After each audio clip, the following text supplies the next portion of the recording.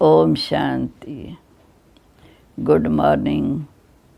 आज हम सुनते हैं 29, 8, 21 के अनमोल मधुरमा वाक्य अव्यक्त बाप दादा। आज रविवार प्यारे बाबा हमें वरदान देते हैं कि बच्चे स्नेही भाव, सहयोगी भाव, शक्तिशाली भाव।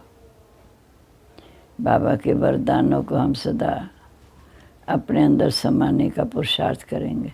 बाबा कहते जिनमें ये तीनों विशेषताएं हैं वह नंबर 1 में आ सकते हैं।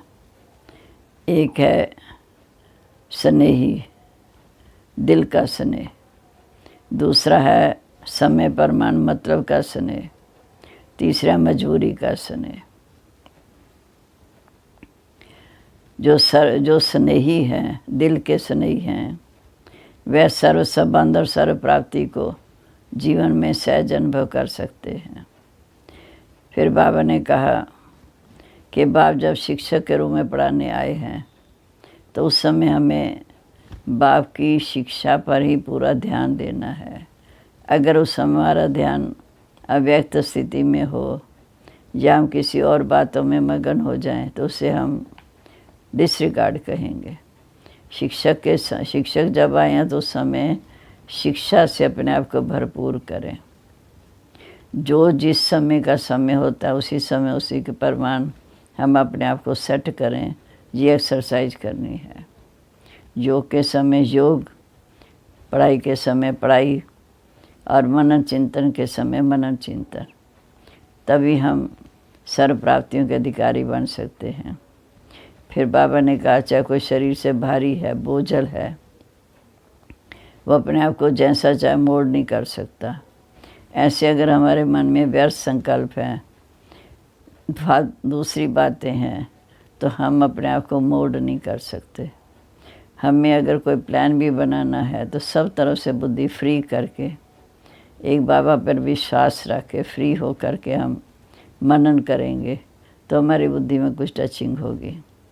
बाबा कहते प्लान तो अच्छे बनाते हो लेकिन प्लान को प्रैक्टिकल लाने में नंबरवार हो जाते हैं। अपने आप को जिस समय चाहो जैसा चाहो वैसा मोड़ कर दो। फिर बाबा ने कहा कि ये दैहिक शरीर के आधार से कर्म करना और सूक्ष्म रूप से कर्म करने में बहुत अंतर है। जैसे साकार ब्रह्मा बाबा जब साकार में थे तब सेवाएं और जो आज सूक्ष्म रूप में सेवाएं करें इनमें बहुत अंतर है। क्योंकि सूक्ष्म वतन की सेवा, फरिश्तेपन की सेवा में समय कम है लेकिन सेवा ज़्यादा है। वो कहाँ का अपने वाइब्रेशन फैलाकर सबको टच कर सकते हैं। ऐसे हमें भी साकार में पाठ बजाना है, कर्म में आना है, तो उसके बाद फिर अव्यक्त फरिश्ता बन हम सेवा द्वारा सबको बाबा का संदेश दें। अच्छी तरह से बाप दादा ऐसे स्नेही बच्चों को देख फिर आफरीन देते हैं। अब हम सुनते हैं आज के मधुरमा वाक्य। बाबा ने कहा 3 प्रकार का स्नेह तथा दिल के स्नेही बच्चों की विशेषताएं। 3 प्रकार का स्नेह तथा दिल के स्नेही बच्चों की विशेषताएं। आज बाप दादा अपने स्नेही, सहयोगी, शक्तिशाली ऐसे तीनों विशेषताओं से में संपन्न बच्चों को देख रहे हैं। स्नेही, सहयोगी, शक्तिशाली तीनों विशेषताओं से संपन्न बच्चों को देख रहे हैं। ये तीनों विशेषताएं जिसमें सम्मान है वही विशेष आत्माओं में नंबर 1 आत्मा है। स्नेह भी हो, सदा हर कार्य में सहयोगी भी हो, साथ साथ शक्तिशाली भी हो। स्नेह तो सभी हैं लेकिन स्नेह में एक है दिल का स्नेह, दूसरा समय प्रमाण मतलब का स्नेह, तीसरा मजबूरी के समय का स्नेह। जो दिल का स्नेही है उसकी विशेषता ये होगी वह सर्व संबंध, सर्व प्राप्ति सदा सहज और स्वतः अनुभव करेंगे। एक संबंध की अनुभूति में भी कमी नहीं। जैसा समय वैसा संबंध के स्नेह के भिन्न भिन्न अनुभव करने वाले, समय को जानने वाले, समय परमाणु संबंध को भी जानने वाले होंगे।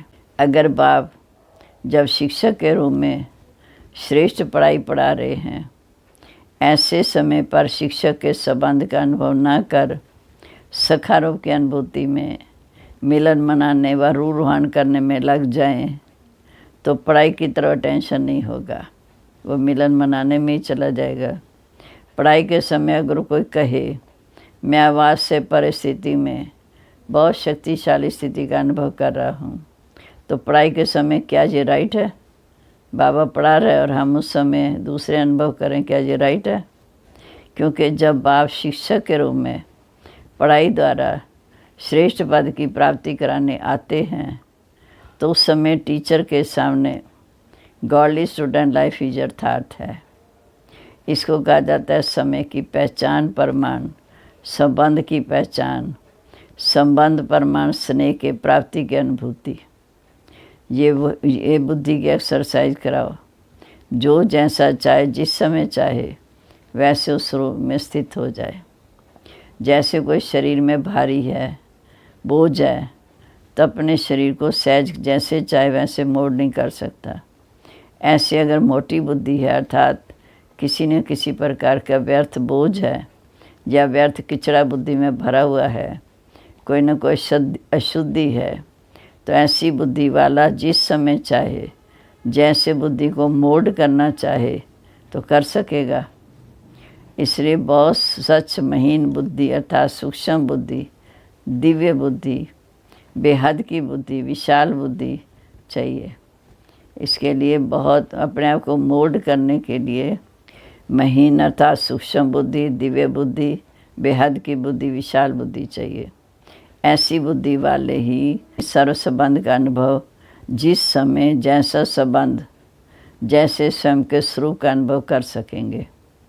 तो स्नेह सभी हैं, लेकिन सर्व संबंध का स्नेह समय परमाणु अनुभव करने वाले सदा इसी अनुभव में इतने बिजी रहते, हर संबंध के भिन्न भिन्न प्राप्तियों में इतनी लवलीन रहते, मगन रहते, जो किसी भी प्रकार का विघ्न अपनी तरफ झुका नहीं सकता।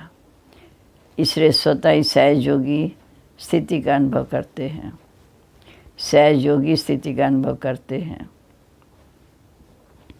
इसको कहा जाता है नंबर 1 यथार्थ स्नेही आत्मा।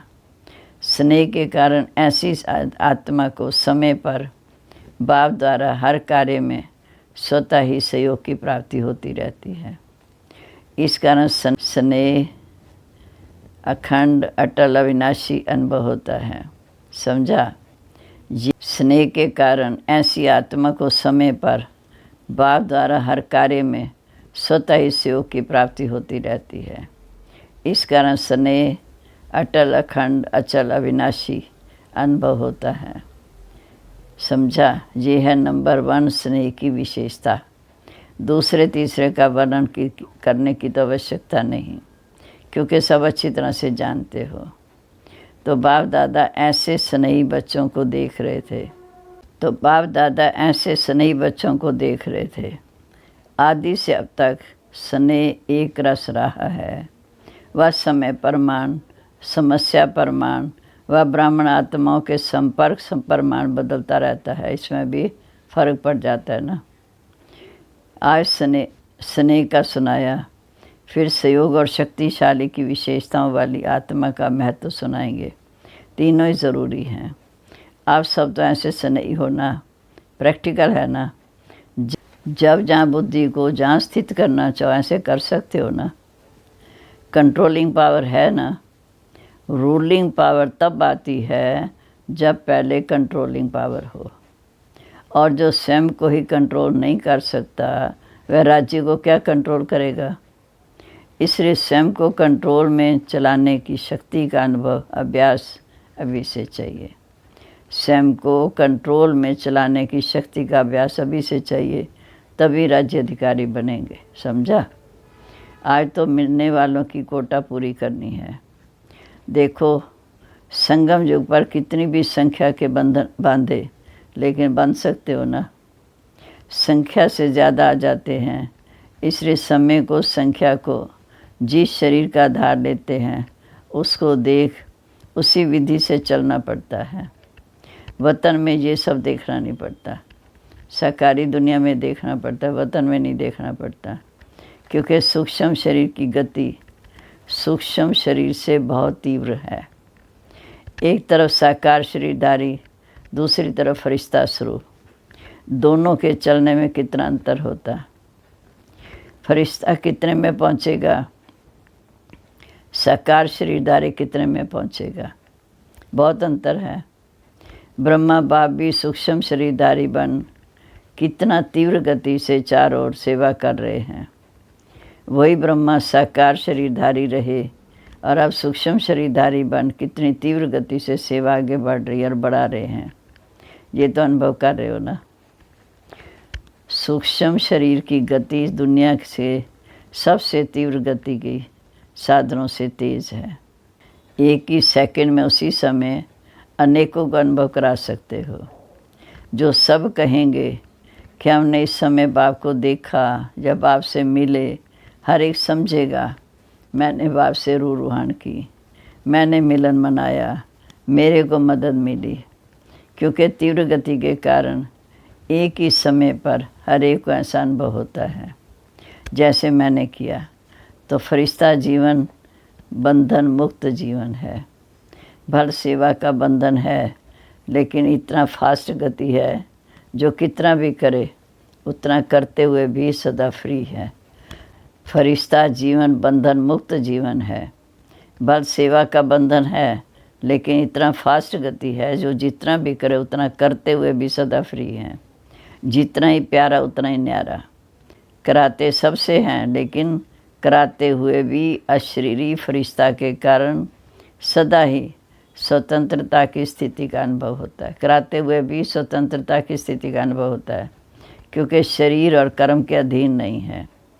आप लोगों को भी अनुभव है, जब फरिश्ता स्थिति से कोई कार्य करते हो तो बंधन मुक्त अर्थात हल्कापन अनुभव करते हो ना। और जो है ही फरिश्ता लोग भी, जो है ही फरिश्ता लोग भी वो, तो शरीर भी वो, तो क्या अनुभव होना चाहिए, जान सकते हो ना। बाबा तो फरिश्ता है, शरीर भी फरिश्ता और स्थान भी फरिश्ता। अच्छा, चारों ओर के सर्व दिल के स्नेही बच्चों को, सदा दिव्य विशाल बेहद बुद्धिमान बच्चों को, सदा ब्रह्मा बाप समान फरिश्ता स्थिति का अनुभव कर तीव्र गति से सेवा में सोंति में सफलता प्राप्त करने वाले, सदा सहयोगी बन बाप के सहयोग का अधिकार अनुभव करने वाले, ऐसे विशेष आत्माओं को समान बनने वाली महान आत्माओं को बाप दादा का याद प्यार और नमस्ते। रूहानी बच्चों की रूहानी बाप दादा को नमस्ते। नमस्ते बाबा, गुड मॉर्निंग। शुक्रिया बाबा, शुक्रिया। कितनी अच्छी शिक्षाएं देकर हमें फरिश्ता बना रहे हैं। अब अव्यक्त बाप दादा से पर्सनल मुलाकात। पहला,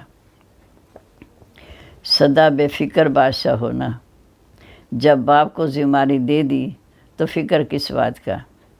जब अपने ऊपर जिम्मेदारी रखते हो तो फिक्र होता है, क्या होगा, कैसे होगा। और जब बाप के हवाले कर दिया तो फिक्र किसको होना चाहिए, बाप को या आपको। और बाप तो सागर है, उसमें फ़िक्र रहेगा ही नहीं। तो बाप भी बेफिक्र, बच्चे भी बेफिक्र हो गए। तो जो भी कर्म करते, कर्म करने से पहले ये सोचो कि मैं ट्रस्टी हूँ। ट्रस्टी काम बहुत प्यार से करता है, लेकिन बोझ नहीं होता। ट्रस्टी का अर्थ है सब कुछ तेरा, बाप का। तेरे में प्राप्ति भी ज़्यादा और हल्के भी रहेंगे, काम भी अच्छा होगा। जैसी समृद्धि होती वैसी स्थिति होती। तेरा माना बाप का। कोई रिवाजी महान आत्मा नहीं है, बाप है। जब बाप ऑफर कर रहा है कि फ़िक्र मुझे दे दो, फिर भी अगर ऑफ़र नहीं माने तो क्या कहेंगे। बाप की ऑफ़र है, बोझ छोड़ो, सदा बेफिक्र रहना है। दूसरे को बेफिक्र बनने के अनुभव की से विधि बतानी है। स्वयं भी सदा बेफिक्र रहना है, दूसरों को बेफिक्र बनने के अनुभव की विधि बतानी है।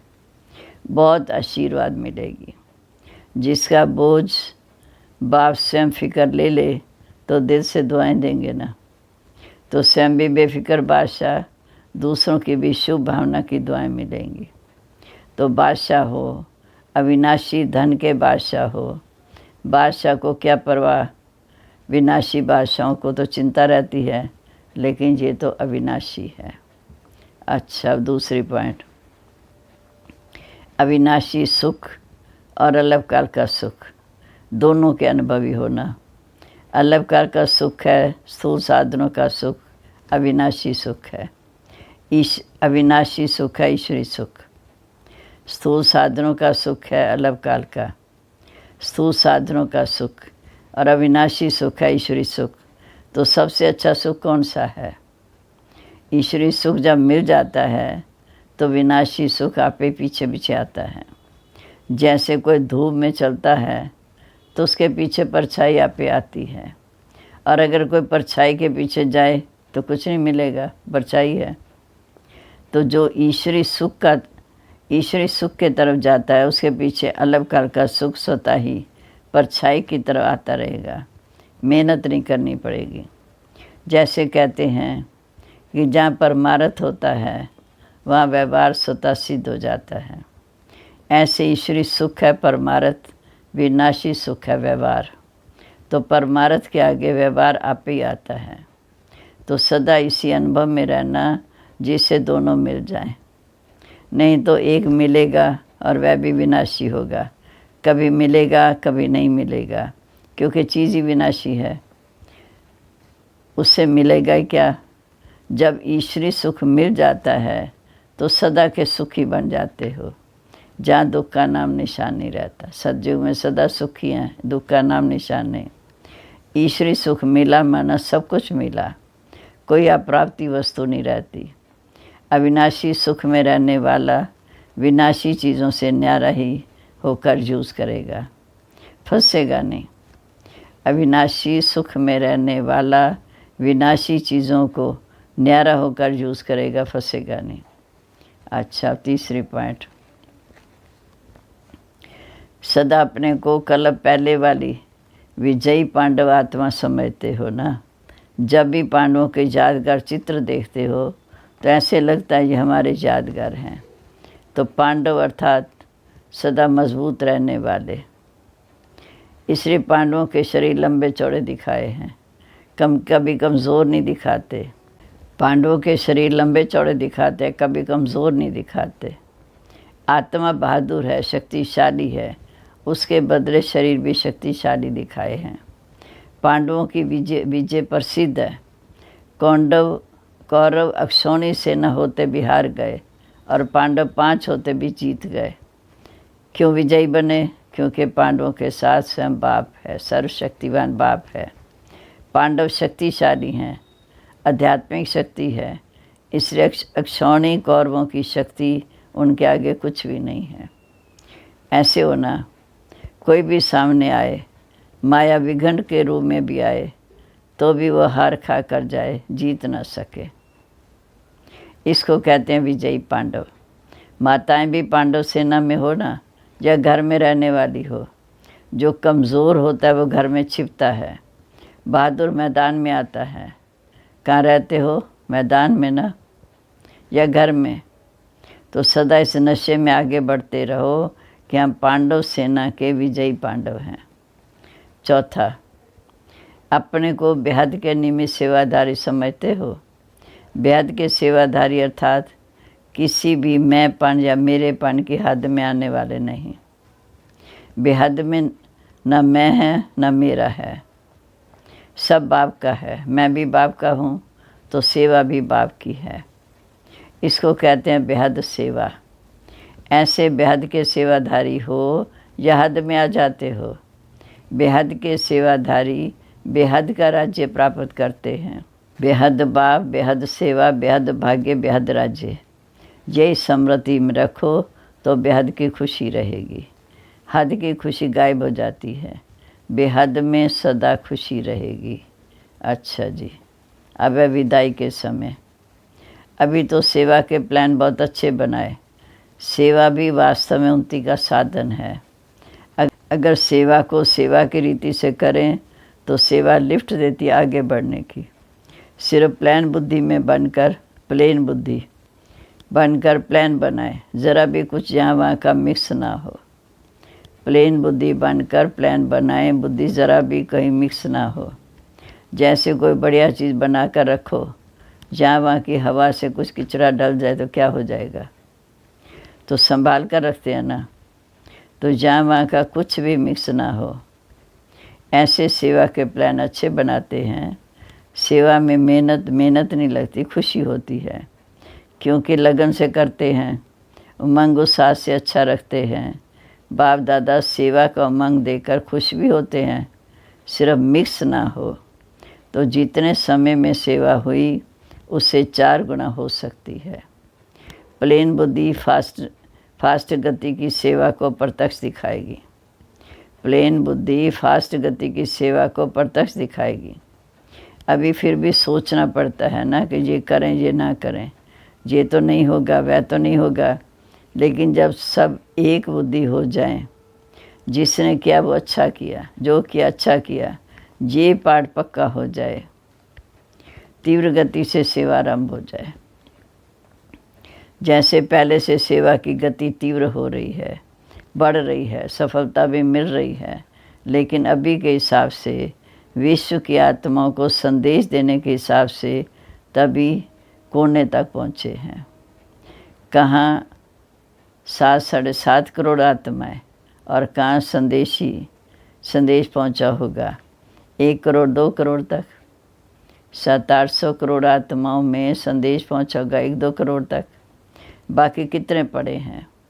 हाँ, ये राजधानी के नज़दीक वाले तो पहुँच गए हैं, लेकिन चाहिए तो सब। वर्षा तो सबको देना है, चाहे मुक्ति दो चाहे जीवन मुक्ति दो, लेकिन देना तो सबका है। एक भी बाप का बच्चा वंचित तो नहीं रह जाए। कैसे भी बाप के वर्षे के अधिकारी तो बनना ही है, चाहे किसी भी विधि से संदेश सुने। इसके लिए चाहिए तीव्र गति। ये भी समय आ रहा है, होती जाएगी। फिर बाबा ने कहा अभी धीरे धीरे सभी धर्म वाले अपनी बातों में मोड़ हो रहे हैं। पहले कट्टर थे, अभी मोड़ हो रहे हैं।